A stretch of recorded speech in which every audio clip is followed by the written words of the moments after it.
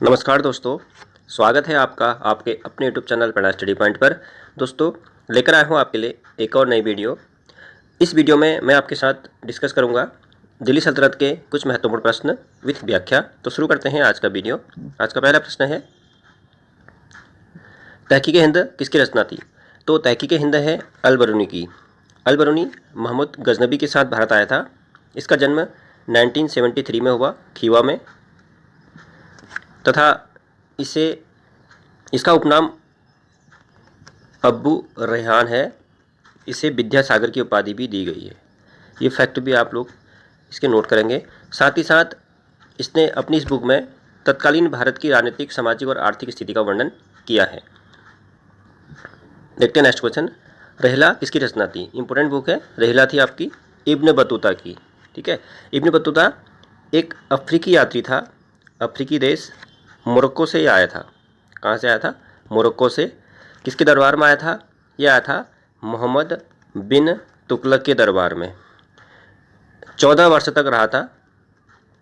14 वर्ष तक रहा था तथा मोहम्मद बिन तुगलक ने इसे अपने दरबार में काजी के पद पर सुशोभित किया था। इम्पोर्टेंट फैक्ट है कि कभी आ सकता है कि किस विदेशी यात्री को किस सुल्तान द्वारा काजी की उपाधि काजी की के पद पर सुशोभित किया गया था। तो इसका राइट आंसर होगा इब्न बतूता। बढ़ते हैं नेक्स्ट क्वेश्चन की ओर। राय पिथौरा किसकी उपाधि थी? अच्छा क्वेश्चन है। तो राय पिथौरा उपाधि है, इसका राइट आंसर होगा ऑप्शन 2 पृथ्वीराज थर्ड। राय पिथौरा पृथ्वीराज चौहान को कहा जाता है। पृथ्वीराज चौहान, इसका संबंध तराइन के युद्ध से था, जबकि मोहम्मद गौरी ने जब भारत पर अटैक किया था तो तराइन के 2 युद्ध मोस्ट इंपॉर्टेंट है। पहला हुआ था आपका 1191 में पृथ्वीराज चौहान व मोहम्मद गौरी के बीच। दूसरा भी 1192 में हुआ।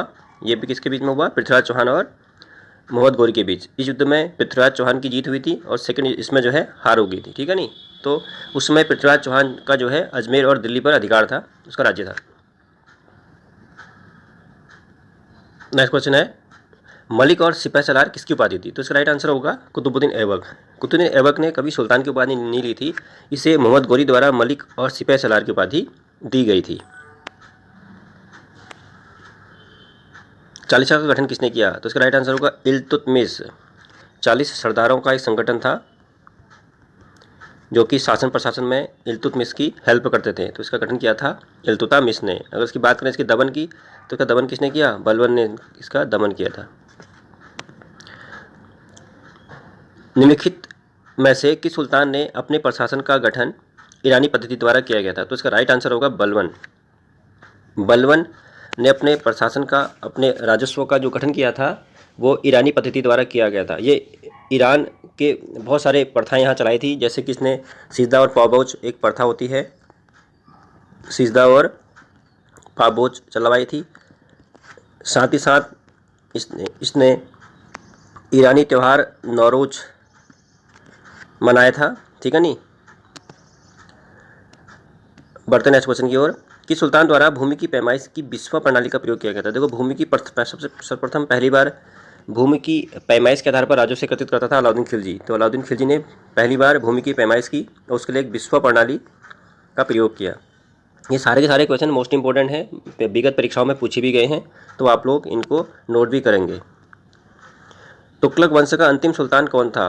तो इसका राइट आंसर होगा तुगलक वंश का अंतिम सुल्तान था नसरुद्दीन महमूद शाह। तुगलक वंश की स्थापना किसने करी थी? गयासुद्दीन तुगलक द्वारा, है नी।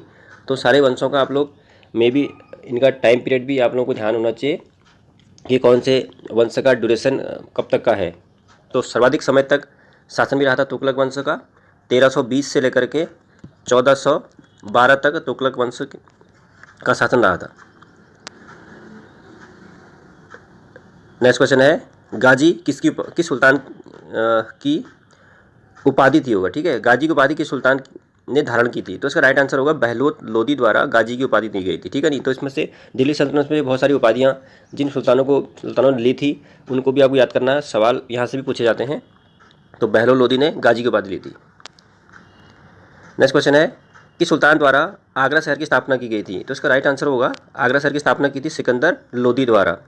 1504 ईस्वी में आगरा शहर की स्थापना करी थी और उसके बाद 1506 में सिकंदर लोदी द्वारा इसे अपनी राजधानी बनाया गया था। दोनों फैक्ट आप लोग याद करेंगे। नेक्स्ट क्वेश्चन है, दिल्ली अभी दूर है, यह कथन किस सुल्तान के लिए कहे गए थे? तो इसका राइट आंसर होगा गयासुद्दीन तुगलक। गयासुद्दीन तुगलक के लिए यह कथन कहे थे सूफी संत निजामुद्दीन औलिया द्वारा, दिल्ली अभी दूर है। ठीक है नहीं, तो दोनों फैक्ट से याद करोगे। बढ़ते हैं नेक्स्ट क्वेश्चन की ओर। बहुत अच्छा क्वेश्चन है, देखिए, मोहम्मद बिन तुगलक के लिए कौन सा कथन असत्य है?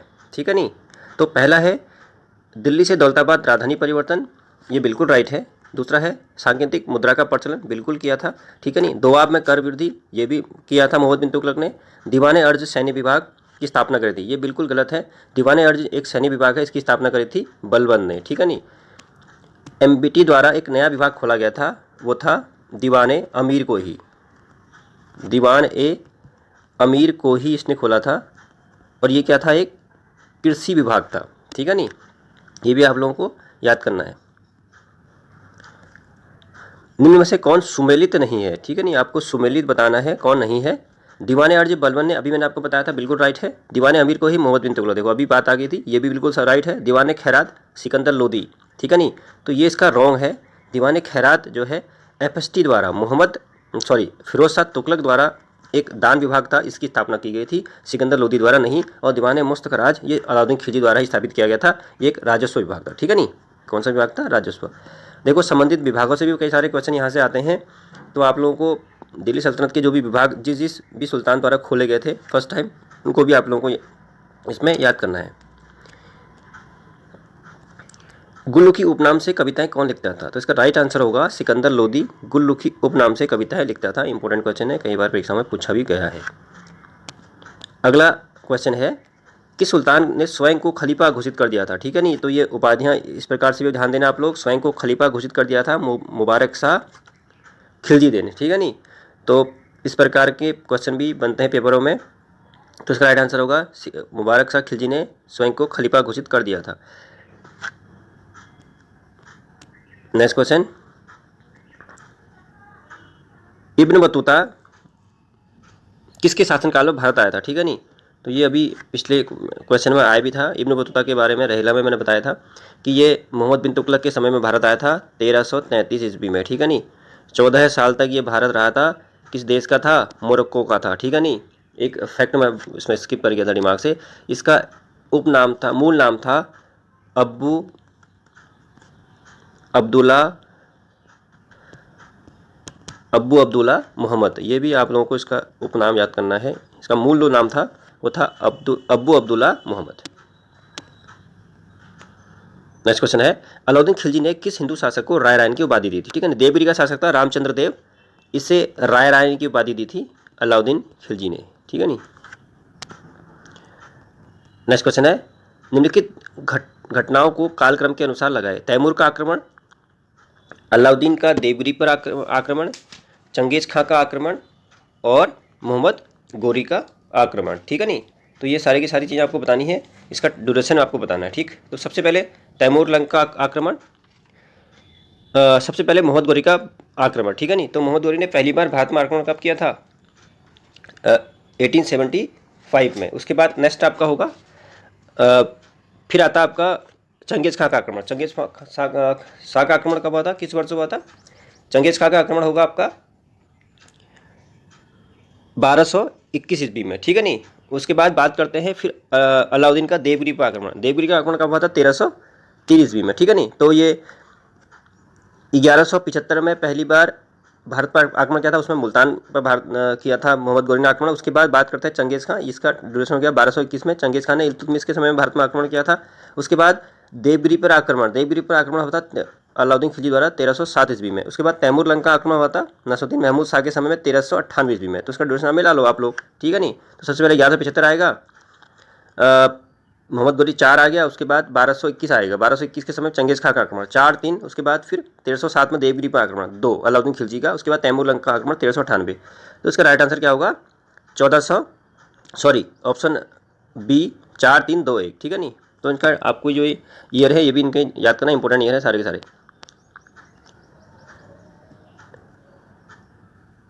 निम्नलिखित में से बलबन के बारे में कौन सा कथन सत्य नहीं है भाई? ठीक है नहीं, पहला है देखो, इसे उल्लू खां की उपाधि दी गई थी, बिल्कुल राइट है। इसे नसरुद्दीन महमूद शाह द्वारा उलुग खां की उपाधि दी गई थी भाई, है नी। इसने अपने दरबार में सिजदा और पाबोज दो प्रथा चलाई थी। बिल्कुल ईरानी दो प्रथाएं थी, सिजदा और पाबोज, ठीक है। सीज उगाना, उस पाबोज मतलब उसके पैरों को चूमना, दो प्रथाएं चलवाई गई थी। तो ये बिल्कुल राइट आंसर है। इसने गुलामों के लिए दीवाने बंदगान एक विभाग खोला था, है नी, और स्वयं को अफरियाब वंश का मानता था। देखो ये ऑप्शन जो तीसरा है इसका, ये गलत है।